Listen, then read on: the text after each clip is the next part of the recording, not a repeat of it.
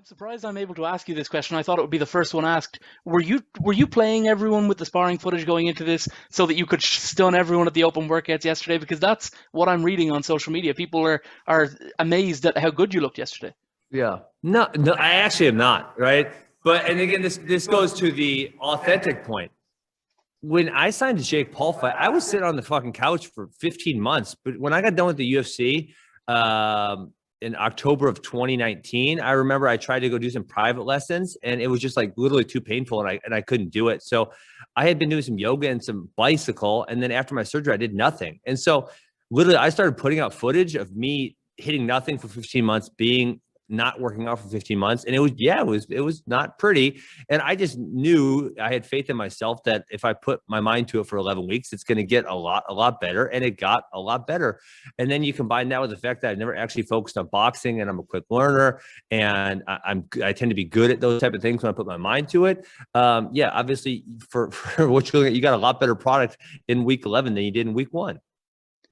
Jake has made your wife a bit of an internet celebrity. He's also, of course, made you even more famous than you were prior to this. Is there any part of you that's win or lose going to be saying, "Thank you, Jake, for the hundreds of thousands of dollars. Thank you, Jake, for helping my wife sell more houses"? Ultimately, are you going to be thankful towards Jake when this is all said and done? No, I don't feel that way at all. Again, I will repeat this. This is probably the fourth time. I ain't trying to get famous. I think that might be the most negative thing that comes from me winning on Saturday night. It's just not a place I want to be in my life. And you know, it's actually, I am. I'm feeling a little bit differently when I go on the street. I get stopped 10 times, and I'm kind of like a little bit antisocial. So I actually don't love it. You know, I got my 11 acres at my house, and I have no neighbors. And I go outside and I piss in my yard if I want to, and no one talks to me, and everyone leaves me alone. And then I go coach at my wrestling academies. That's what I love to do. And so, no, I probably will not be saying thank you. Maybe thank you to Triller for making my bank account much larger. Yes, my last question is, if people were going to bet on this fight, what would you tell them to go to the bookmaker and say?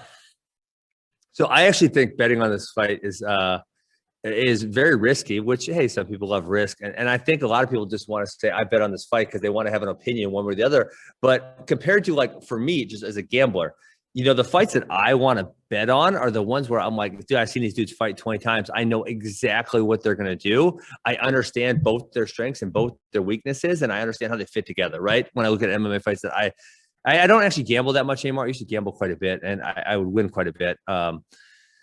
But this one, there's so many unknowns. There's literally so many unknowns. So if you're gambling, you just love to gamble, which, you know, hey, gambling makes everything more fun. So why not? Actually, could I squeeze one more in and ask one FC, Sure. UFC, or Triller, which is the best? I suppose you could say Bellator as well. I'd be surprised if that was your answer. Which is the best promoter to work with? Yeah, I'm not going to answer that question because there's not really an upside to me.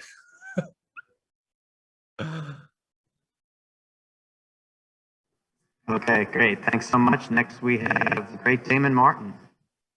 Oh, the great Damon. I know Damon Martin. I saw him in Ohio one time in like 2014. Hey, Ben. What's up? When we did our interview right after the fight was announced, I kind of joked with you about wrestling Jake Paul, and you said that wouldn't be fun because it would last like 11 seconds. Did you see yesterday? Jake actually said he wanted to wrestle you. So will you accept that challenge, and how quickly would that fight go? I cannot figure out, I always try to think of what is someone's angle on this. I can't figure out what his angle is. I don't know.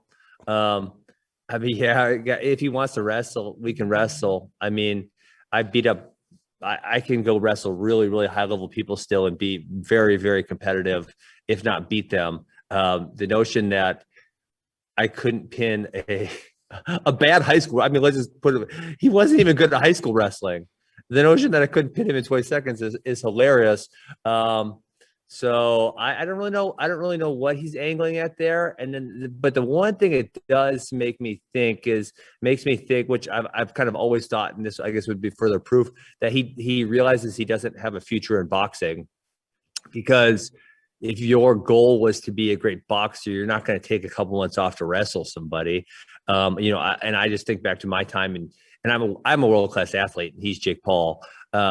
I I remember my time in 2010, I tried to both wrestle and do mixed martial arts as in the Bellator tournament. And it sucked. And I was not optimal in either one because I was splitting my time. So yeah, I don't understand the angle there. Ben, when you started this training camp, when you were striking for MMA, you were striking to set up takedowns. You were striking to get to your wrestling. But you said, 3 months you would have time to learn and adapt and grow. How much do you feel like you have learned and adapted and grown, in your boxing over these last 3 months?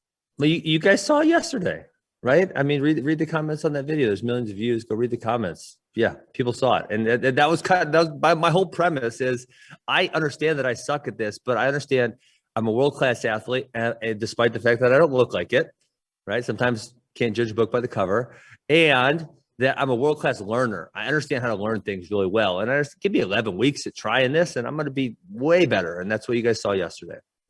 And last one, during your mixed martial arts career, you faced off and had, kind of fun trash talking battles with a lot of people.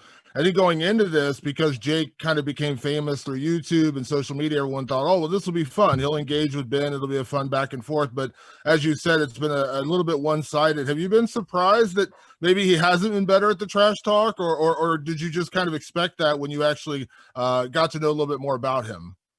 Yeah, frankly, it's been a bloodbath. If we're talking trash talk, it's not even a 10-8. It's more like a 10-7 or a guy. I don't think we've seen a 10-6 in mixed martial arts, but something like that. And it's just this guy has he only picks the lowest hanging fruit because his audience average age is 13 and a half. And, like the lowest hanging fruit just isn't going to work against me. You're going to have to come with something creative or something intelligent. He just has lacked the ability to do so. Thanks, Ben.